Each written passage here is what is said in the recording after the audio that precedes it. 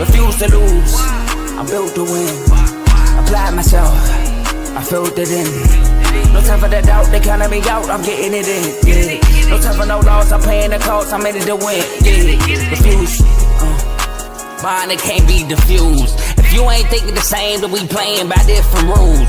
You can't see the vision, we living at different views. Until we complete the mission, keep getting up, never snooze. I walked a mile in my shoes, had the mind of a fool, chasing diamonds and jewels. Trust me, I was confused. Started minding my business and used my mind as a tool. Ended up finding my purpose and found the time to get to it. They told me I couldn't do it, they told me I couldn't make it. They sold it, could never break it. That's sadly mistaken. I need a piece of the pie, I want it so bad I can taste it. They told me like told me, keep on running toes, they gon' take them. Refuse to lose, built to win.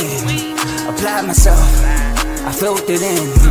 No time for the doubt, they counting me out, I'm getting it in. Yeah. No time for no loss, I pay for the cost, I'm winning to win. Yeah. Refuse to lose, I'm built to win. Apply myself, I filled it in. No time for the doubt, they counting me out, I'm getting it in. Yeah. No time for no loss, I'm paying the cost, I'm in it to win. Yeah. Refuse. Welcome back to CTC. I'm your gracious host, Carl, and I'm back for another episode. In this episode, we're going to be talking about Week 5. We're going to be recapping Week 5. It started with a crazy Friday night, so definitely got to talk about that. But before I do that, I would like to ask you to leave a like, comment, share, subscribe. It helps the channel, helps the network. It helps my channel, CTC, by way of the Refuse to Lose network. Like I said, this is a network, so we do have multiple shows, starting with the main show every Tuesday and Friday from 7 to about 8:30ish. That's Joe, Tomo, and Dave.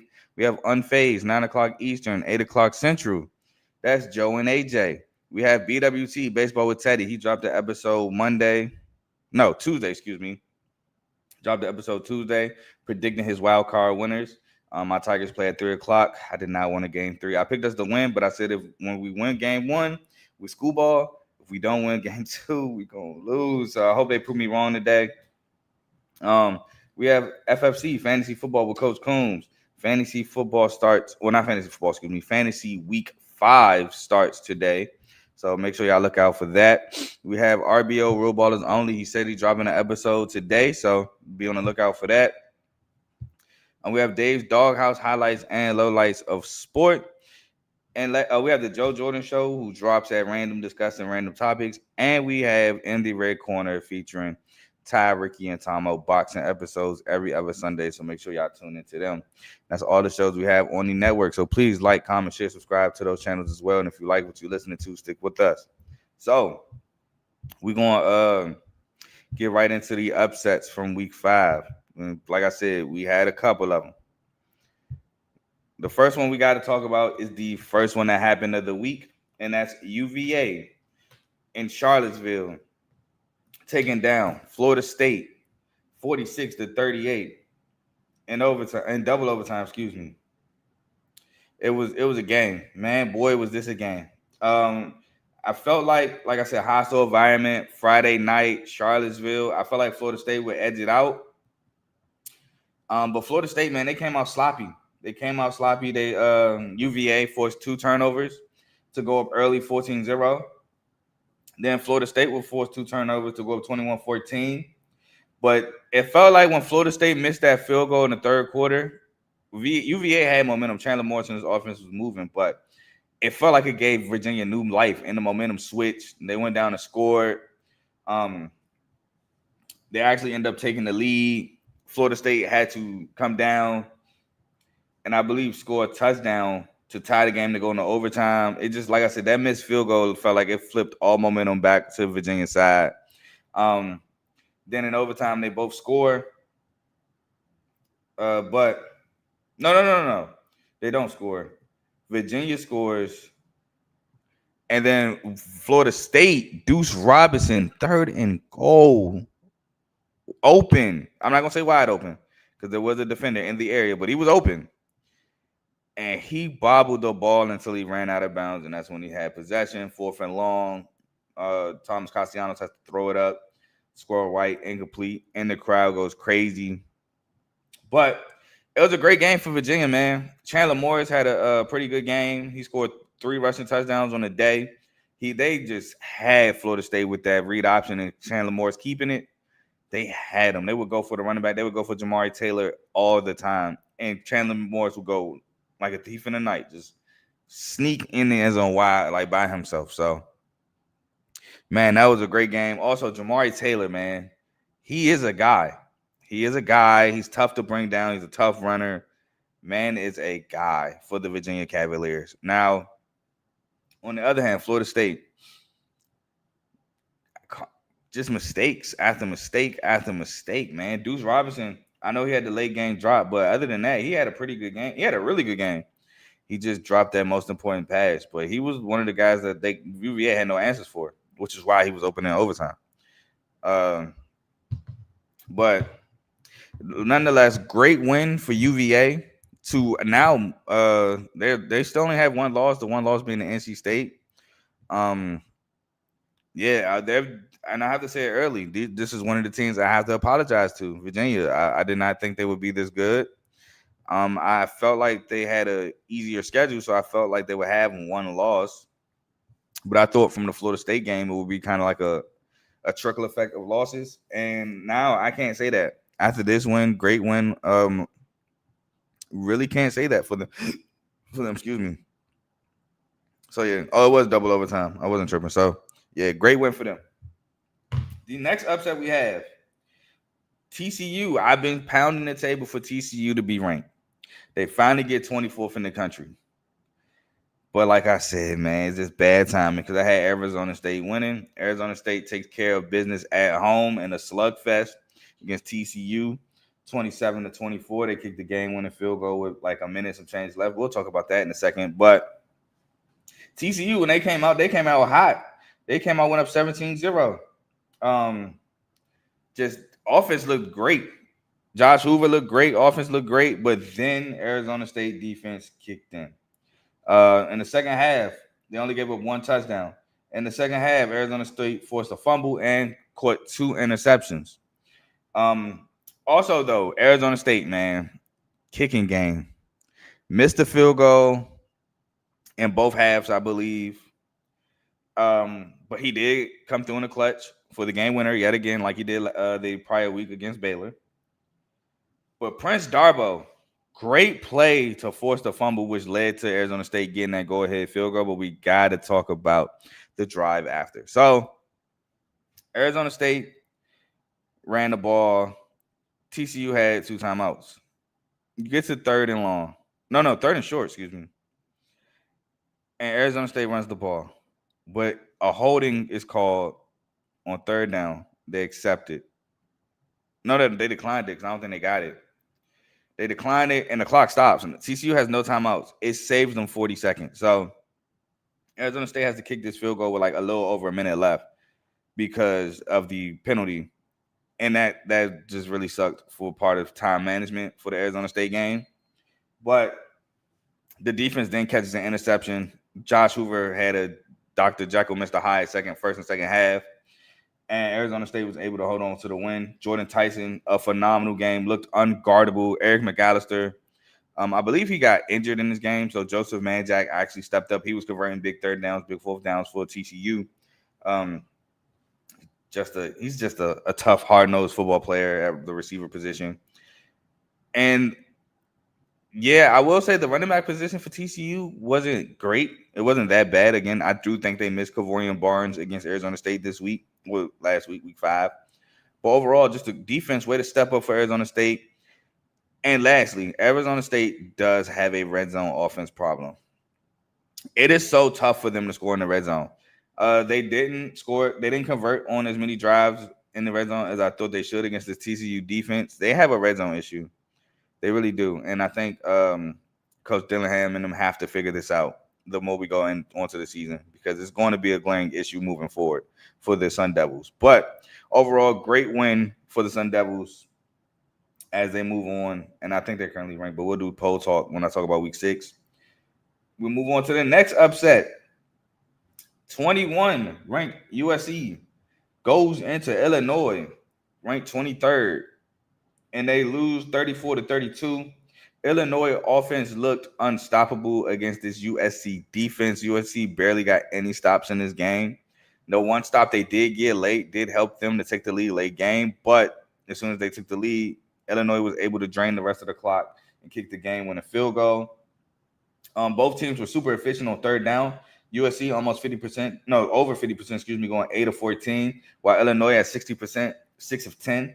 USC started the game with a fumble, which was costly because I believe Illinois went down and scored off that. Like I said, USC was down 17-31. They scored a touchdown. They actually went for 2. This is one of the times where it actually worked. I disagree with the call, but it worked. So still disagree. But, hey, at least it worked out for you. They went 25-31. Like I said, they did get the stop. They do go down and score. Now they're up 1. But Illinois, like I said, man, just get the game-winning field goal. They were able to run the ball effectively to get the ball in position to kick the game winner. USC defense is an issue yet again for the Trojans. They have an explosive offense with Jaden Maiva, Eli Sanders at running back, Mekhi Lemon at receiver. Those backs are really good, good at open space. But the defense, it seems like it's going to let down USC yet again because that was the issue. Illinois just couldn't be stopped defensively on offense. Michigan State put up 31 points. They just were able to put up 45 because Michigan State has a defensive issue. But, yeah, it looks like the defense for the Trojans is going to be yet an Achilles heel for them. So we'll move on to another numerical upset. We have 4th-ranked LSU travels into Ole Miss against the 13th-ranked Rebels. And Ole Miss wins 24-19. Ole Miss, man, I predict them to win. Like I said, man, Trinidad Chambliss needs to be the starter. I know you're not supposed to lose your job due to injury. I know that, but I'm sorry. This offense looks night and day under Trinidad than it did with Austin Simmons. Austin Simmons' touchdown interception ratio was 3-4. I don't think I've seen Chambliss throw an interception yet. The one interception he threw, the pick 6, I remember in this game, was overturned because I don't know how dude thought he was going to get away with that defensive pass interference, to be honest. Yeah, this offense just looks so much well ran. That was a terrible sentence. So much better. It looks very well ran under Trinidad Chambliss. Under Austin Simmons, it gets going, but it looks like it takes a minute. It's like that one car that it's reliable. It just takes a minute to get going. Under Trinidad, it's like, all right, cool. We going off the break. Now, granted, this game against LSU, it didn't go off the break, but LSU is an elite defense. So, yeah. But LSU scored. They struck first blood. Their first touchdown, that was absolutely crazy. Ball tipped in the air, receiver in the right place, right time. DB actually went off the receiver, tried to track the ball, and it ended up being a touchdown. That's how they struck blood. But Ole Miss took the lead later on in the game and never looked back. They never lost the lead since that. Again, the pick 6 was overturned. Ole Miss, 170 rushing yards. LSU, 59. I said it before the game. Caden Durham being out was going to be a huge blow because I don't know who in that backfield going to take over.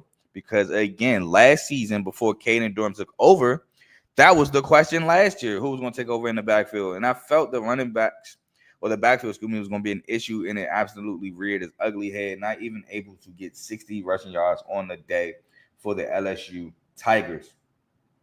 Now, here's another big difference in the game. We looked at the rushing yards. That's a big difference. Kawan Lacey had a great day on the ground. The other difference is third down. Ole Miss, 8 of 16 on third down, 50%. LSU, 2 of 11, below 20% on third down. Offense, yet again, is an issue for the LSU Tigers, which it should not be this way. Now, I know a little bit of it is the line and a little bit of it is Garrett, but I mean, you look at the talent on this O-line. Granted, Will Campbell did leave for the draft. You're just thinking to yourself, how can this offense just stay this stagnant? How can it be this egregious? But shout out Ole Miss, man. They get the dub. I believe they're still undefeated. Their team I'm like always high on in the SEC due to Lane Kiffin. He's just good at getting quarterbacks to run his college system. So shout out Ole Miss. They get the dub. And we're not finished with upsets. Shout out my boy J-Mo. There you go. Say, yes, sir. What's good, bro? What's good? What's good, J-Mo? Shout out to you. But the next upset we got, Penn State at home in a whiteout, loses to Oregon, six ranked Oregon, 30-24 in double overtime. Now I will say this: Oregon dominated this game basically from start to finish. They really did. I mean, I know the first half it was like a tug of war, back and forth. Penn State was up 3-0 for most of the first half, but Oregon was kind of moving the ball. Penn State, they got a couple drives, but they got the field goal. But you can just tell like Oregon is going to break open this game, and they did. And I feel Coach Landon, when they went up 17-3, I kind of thought this was over because they wasn't really allowing Drew Aller to push the ball down, or Drew Aller, which one? I'm sorry. They wouldn't allow him to push the ball. I said it in the game during overtime, or no, during the game winning drive. I was like, it seemed like they don't want him to push the ball down the field, which is crazy to me because I just hear so many great things about this guy. I digress. It just seemed like they didn't want him to push the ball down the field. They were running the ball. They scored off like a little pop, not a pop pass because that's more so down the field, but like kind of like a jet sweep type pass. It just was a lot of running. I mean, I get it. They were trying to control the clock too, but most teams in that situation, they would throw the ball down the field more. They did get the big play to go up to go down. Cut the lead from 17-3 to 17-10. But in overtime, we had the big run play by Singleton. Then Oregon go down and scores. Then Oregon go down and score again. And then first play in double overtime when they let Drew Aller throw the ball, it's a pick. I said it before the season. Penn State goes as far as Drew Aller goes. This was Penn State's first real game. I said it. This is their first real test. And they lost. And Drew Aller threw a pick to lose the game. I don't know. I had this team in the national championship. I had this team winning the Big Ten. I don't know if I have that anymore because I'm just not seeing it from Drew Aller. I'm not. Now it's early. We still got weeks to go, but so far it's same old to me. So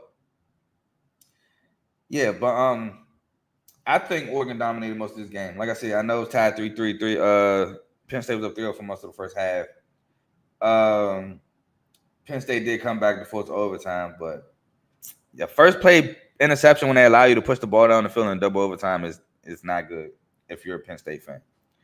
And Oregon now has another big game coming up against Indiana, but we'll talk about that later. Not today. Next, we have Alabama upsetting Georgia 24-21 on the road. Where are the Kalen DeBoer haters? I have not seen or heard from them. They were loud and proud when Florida State lost. When they lost to Florida State. Oh, Bama sucks. Fire Kalen DeBoer. I was hearing things about the buyout price. And now he just upset Georgia on the road and they're quiet. Where y'all at? Why do people not keep the same energy? I told y'all, man, relax. Florida State is a good team. They're not the same team as last year. Everybody like, oh, this is the same Florida State team that went 2-10. No, it's not. Y'all have to get out your head that because what the team did last year, they're going to be the same this year. No, if you look at the roster, it's a completely different roster. It's a roster overhaul. So, no, that wasn't the case. Florida State is a good team. They just beat a Bama team early. It is at home, mind you. This is college sports. Home field advantage is real. Playing in those environments are real. You hear that. You hear all the time. Those environments are better than professional environments. So, I just want to know where the Kalen DeBoer haters are because I haven't seen them. Great win for Kalen DeBoer. Now, I didn't pick Bama to win, but I am a Kalen DeBoer guy. I do feel like he's getting an unfair treatment. He's following behind what y'all consider the GOAT. Like, this don't make sense to me. Y'all consider Nick Saban the GOAT, but y'all expect him to just pick up from Nick Saban and keep it pushing. Like, how that makes sense? It don't. If you want him to do the same thing, so y'all think Kalen DeBoer is another GOAT? Is that what y'all telling me? No, he's not. He's a good coach. I say that. Y'all nitpicked every little thing. Not everything y'all see on the field is because of coaching. That's one thing I gotta get off my chest. They nitpicked the dude jogging the whole play. Maybe that's just him. Why y'all putting that on the coach? That's his lack of effort. Maybe he got we don't even know if he got reprimanded for that. But anyway, let's talk about the game. Bama came out hot, on fire. Scored 2 touchdowns in their first 2 drives. I did like the trick play to Caden Proctor. I was talking about this in the chat. that trick play. Well, not really a trick play. Well, yeah, it's really, I would consider that trick play. The little receiver screen to an offensive tackle. That's a trick play. But I was like, dang, that's a smart move because I know if I'm out there on that cornerback, I ain't really trying to tackle this dude, bruh. But it was dangerous because, and I ain't even like to do this when I was playing, but I'm cutting him. I'm sorry, I'm not hitting that head up. I'm cutting him. It is what it is. I'm going for them legs, and you can get him hurt that way. But it ended up working out. They getting them to the 1 yard line. They went up 17-3 at halftime. But Georgia's defense, just they played huge in the second half. They only gave up 1 touchdown in the second half. When it was as close as 21-24 late game, Georgia had the ball on 4th and 1 in Bama's territory, and I see a lot of people like, well, he should have just took the field goal. I'm not mad at him going for it there. You've been moving the ball. Bama in the second half had a tough time stopping the run, which is why I thought Georgia would win the game because I just thought they have a tough time stopping the run. I don't know if I'd have ran that play. I probably would have ran it downhill at them because they just had a tough and with a different back too. I like Cash Jones. I like what he brings to the team. But Josh McCray, he's a tough back to bring down. He's a short yardage back. Probably would have had him in the game, but they probably were thinking like, I don't want to be too obvious. So I don't know. But that was a big stop on 4th and 1. Kept Bama with the lead. Then you had the huge unsportsmanlike conduct or unnecessary roughness play where dude jumps out on the pile 5 yards away for no reason. Even though I think Bama did get the first down anyway, but it helps them move the ball up 15 yards on 3rd down. Then the huge 3rd down conversion. That was a great play call. I think they ran like a toss sweep pass or something. It was a great play call to convert the 3rd down. Oh, no. They ran like a play action, I think, this way, came back this way. So it ran this way, came back this way, and he was wide open. Whatever the play call was, it was a great play call on 3rd down. They convert, and they win the game. They take the knee out. They killed the last 3:19 of the game with Georgia having 3 timeouts, so that was huge. So essentially, they killed like the last 5:19 because every timeout saves 40 seconds, and 40 times 3 in clock terms is 2 minutes. So 120 seconds, 2 minutes. Anyway, so that was huge for Bama. They were able to salt the game away. But yeah, I think that was a great win for Bama, man. And I'm not saying Bama's going to go undefeated for the rest of the year, even though I wouldn't be surprised. It's college, it's the SEC. Things gonna happen. I just want people to give Kalen DeBoer and Bama their props. Like they were so quick to come down on them for losing that Florida State game. That's all I'm saying. As for Georgia, it's your first loss. I honestly should have been loss number 2, but coulda, shoulda, woulda ain't the world of college football. So don't hang your hat. You're still a good team. I mean, I just don't think Georgia is the team of Georgia's past. Like I don't think this is a national championship team, but they're still a really good team. They're gonna be a tough out. So. We're going to move on to notable games. Now, in notable games, I have a game that was a 6.5 point dog that won, but I'm going to just keep it at notable games. I'm not going to throw in upsets. I was on that 6.5 points, by the way. I should have took it. I knew that was going to win. But anyway, this was also an upset. Cincy was like plus 4.5 in this game. Cincy beats Kansas on the road 37-34. Now, Kansas struck first with a 93-yard touchdown pass to Emmanuel Henderson. Then Cincy would come down and score. Cincy would take the lead. This was a nice back and forth game. Cincinnati won the turnover battle 1-0. Kansas scored 21 points in the second half. So that was big for them to take the lead late, scoring 21 points. I was about to say 21 straight, but that was not the case. Now, this is what lost Kansas the game. Kansas was up 34-30 on Cincinnati's last drive. They dropped an easy interception to win the game on 3rd down, 3rd and 10.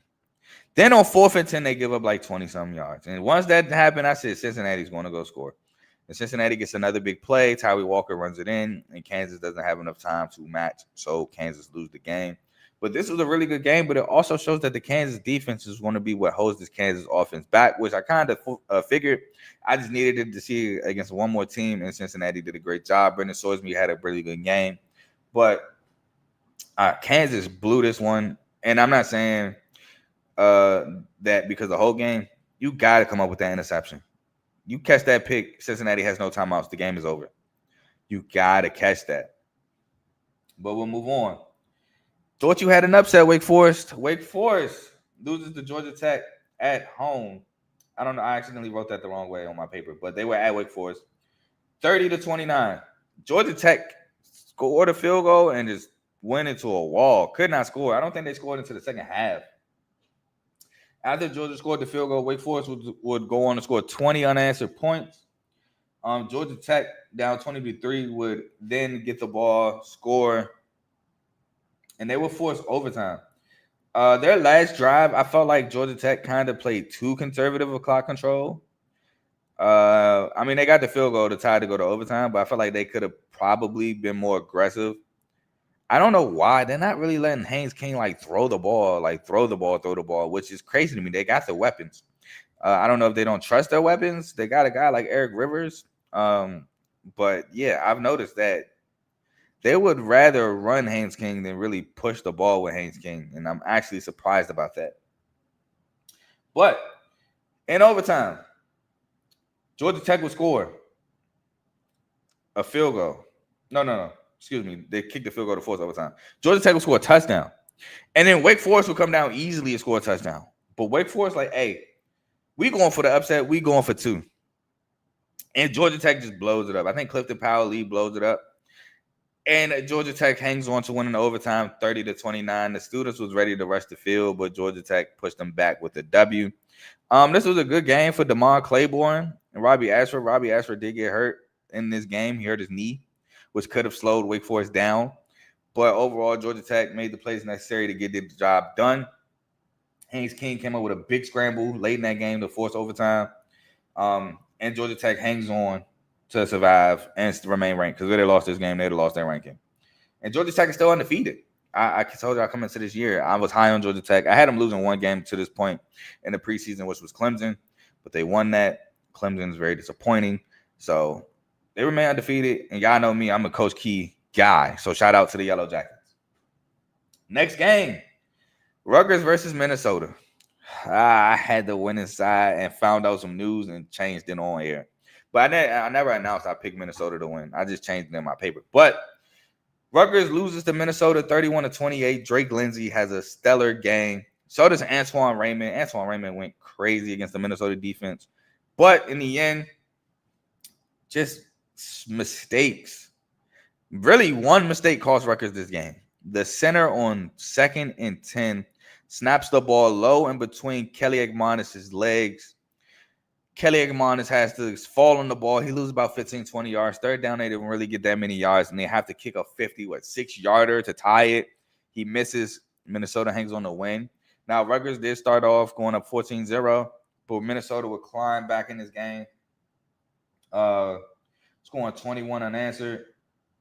Both teams missed field goals in the first half. Oh, no, excuse me. They climbed back in this game to tie it. Rutgers will go up in the halftime 21-14, but Minnesota in the second half outscores Rutgers 17-7. That's the big difference. Only giving up a touchdown after giving up 21 points in the first half was huge for Minnesota. It allowed them to climb back in this game. I believe that was Javon Tracy caught the game winning. I believe the game winning touchdown. But yeah, that bad snap caused Rutgers that game. It is what it is.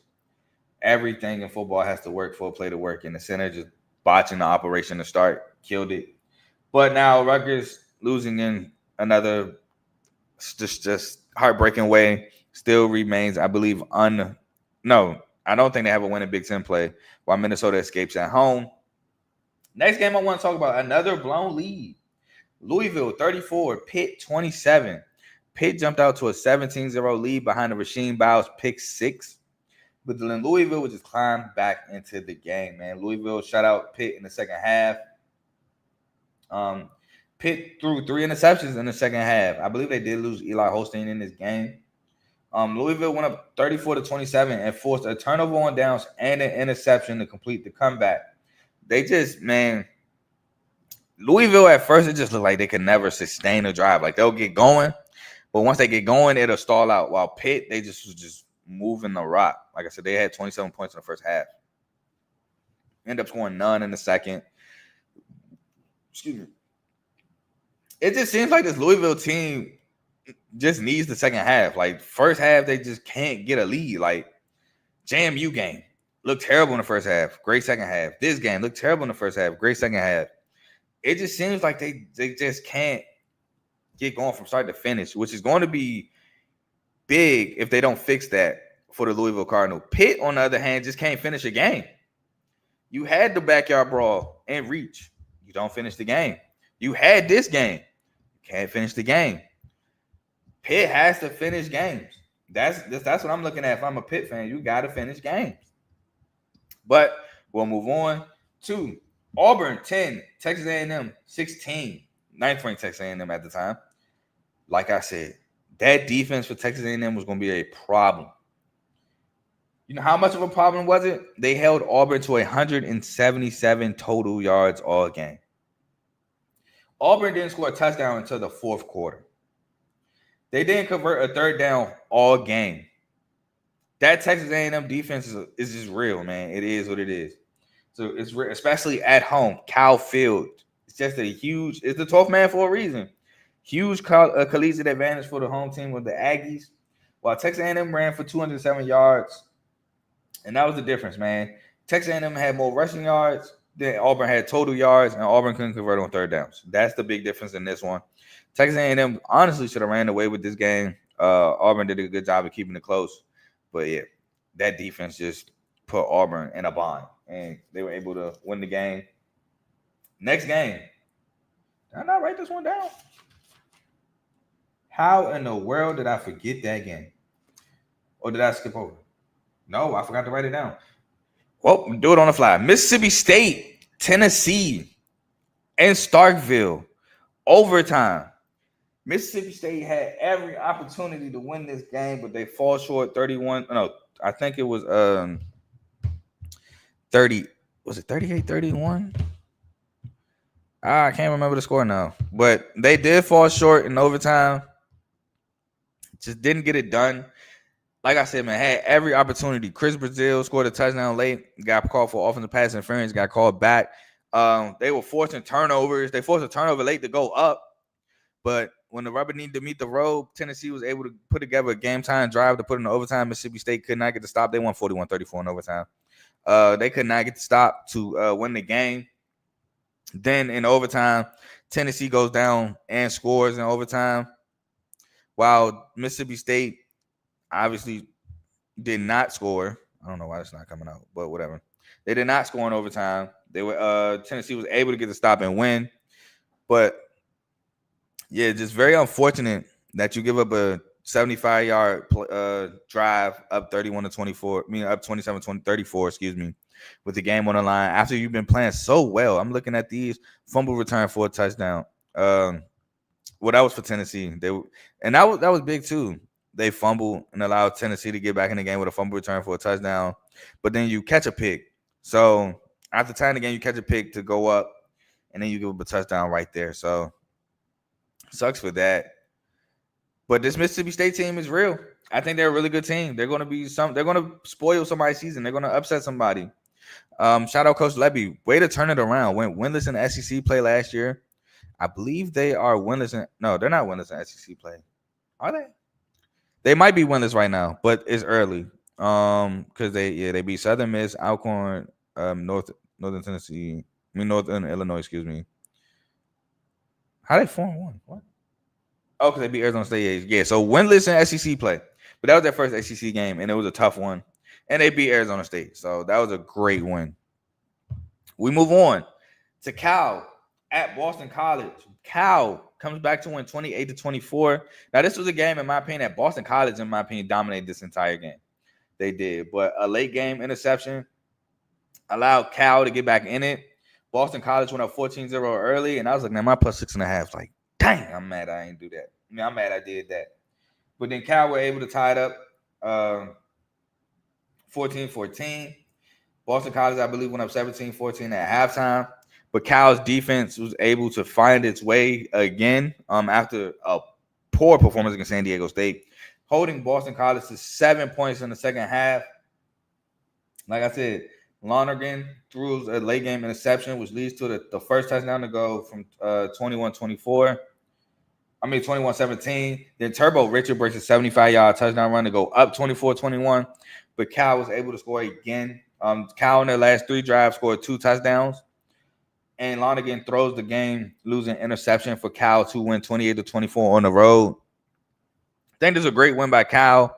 Again, Jerron Sagal.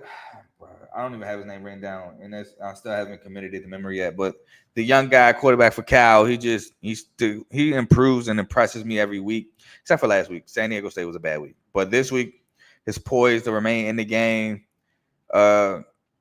Raphael Williams, great job on the ground. The quarterback for Cal, man, the young guy, he's just so accurate, and his accuracy at times either throws people open, which is big for the league, or throws people into penalties, which is also big. So shout out to him. Great win for Cal. Way to bounce back after that game against San Diego State. Now, I do got 3 games I want to mention. I'm going to just talk about them real quick. First one, 25th ranked BYU is able to escape, against Colorado. They went 24-21. BYU, they gave up some touchdowns early. They gave up points early, second half, gave up 1 touchdown to Colorado. Was able to take the lead 24-21 and just hold on to win the game. Again, man, this BYU team is well coached. I do get worried about BYU having to throw the ball to move down the field with Bachmeier at quarterback, but they were able to hang on. Like I said, well-coached team, well-coached defensively. Chase Roberts do need more opportunities. I think he's a guy who could do it all at receiver.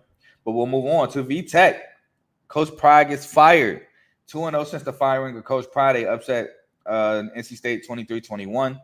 NC State was not able to rally back at home to get the dub. VTech jumped out on NC State early, I believe, but they were just able to hang on. And the last game I wanted to talk about was a game I didn't think I had to talk about. I even said it on the show last week. Houston escapes Oregon State in Corvallis 27-24 in overtime. Houston scored 2 late game touchdowns to force overtime. Oregon State did miss the field goal to win the game outright, which forced OT, which Houston was able to get a stop in overtime and then kick a field goal because they got the ball second. But, man, it looked like that Oregon State team was going to give Houston fits. This looked like they were going to come away with the dub. They moved the ball. Malik Murphy has to feel disappointed. Now, still winless on the year. But Houston's defense stepped up, did a great job, and Connor Wigman was able to make plays to, like I said, tie the game. I feel like there was a busted coverage on one of the touchdowns that Houston got. It was a deep ball to, I want to say, Stephon Johnson. But, yeah, way to, battle back. And Houston remains undefeated. Shout out Coach Willie Fritz, another guy I want to miss you to get. But now Houston got a big game coming up this week that we'll talk about in our next episode. Now on to I did not put games under there. Anyway, now on to our last segment of the day, and that is major performances, where we give guys love who had big games. And I ain't gonna lie, this list is long, so just stick with me for a second. We almost out of here. First name we got Deuce.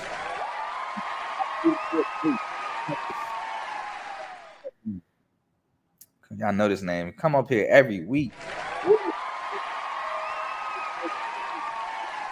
26 yards and 2 touchdowns for the Sun Devils. Also, did not know that was Jalen Tyson's brother who played basketball at Cal, currently on the Cavaliers. So, shout out to him.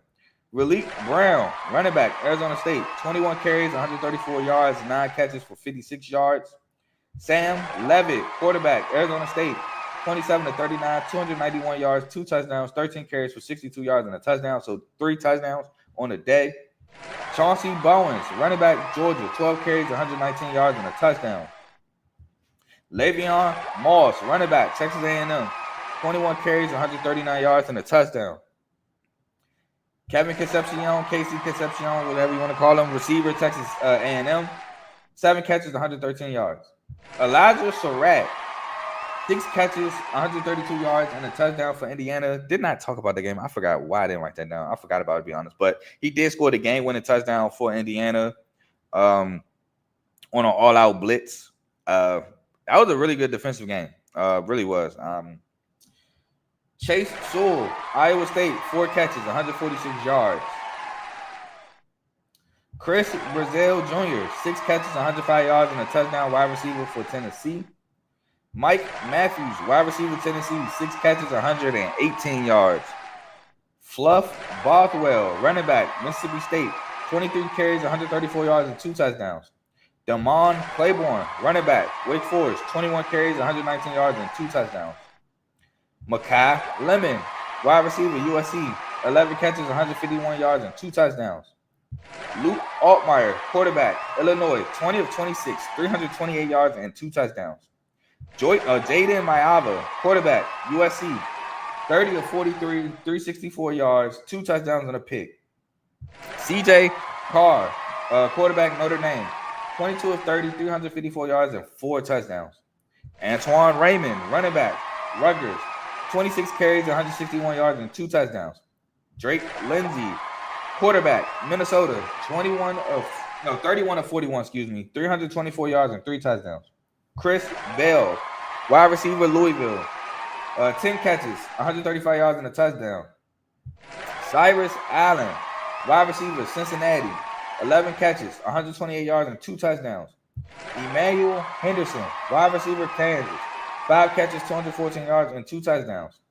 Jalen Daniels, quarterback, Kansas, 19 of 28, 445 yards, 4 touchdowns, and 55 rushing yards. Brendan Sorsby, quarterback, Cincinnati, 29 of 43, 388 yards, and 2 touchdowns. Turbo Richard, running back, Boston College, 15 carries, 171 yards, and 2 touchdowns. Kendrick Raphael, I think I called him Raphael Williams. That's somebody else. Anyway, Kendrick Raphael, running back, 25 carries, 119 yards, and a touchdown for Cal. Greg DeSoris, I'm sorry, I butchered that. Running back, Memphis, 19 carries, 204 yards, and 3 touchdowns. Raphael Williams, the receiver for Pitt. Cortez Branham, wide receiver, Memphis, 6 catches, 127 yards, and 2 touchdowns. That is it for major performances. That is it for my week 5 preview. I think I'm gonna do week 6. We're gonna talk about week 6 preview Saturday morning. I do want to talk about my pick'em. So last week, as you can see, I went 7-7. Thank you, Florida State. We went 500, far away from the 10-2 we went last week, but it's okay. It's okay. You're gonna have weeks like that. I'll take 500. We are currently 47-27 in our college pick'em for the year, which I'm cool with. I'm happy with. So we got a game tonight. We got New Mexico State at Sam Houston. Sam Houston at New Mexico State. Should be a good one. Sam Houston is winless. New Mexico State is 2-2. So this should be a good one. Battle Conference USA for their first Conference USA win of the year. So I'm excited to watch that. We got some pretty decent football tomorrow. I'm not talking about it tomorrow.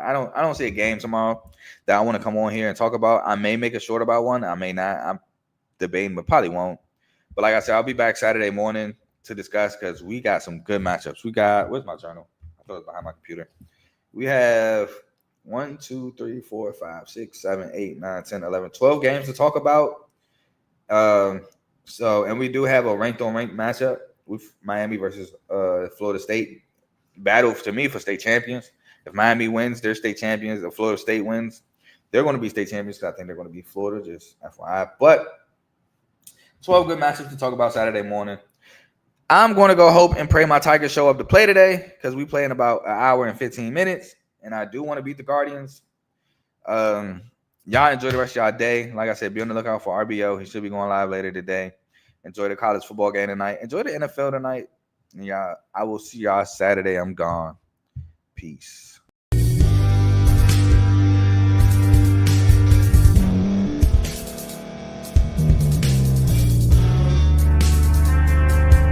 Thank you for staying to the end. If you're watching this on YouTube, please like this video, subscribe, and also hit that notification button so you can be notified next time we put out a video. If you're listening on any podcast platform, subscribe and hit that notification button, y'all, so you can be notified we put out another podcast audio. And last but not least, hit that share button. No matter what you're listening to or watching it, hit that share button and send it to somebody that you know that would love to watch this episode you just listened to. So once again, thank you for staying to the end, and we'll see y'all in the next episode.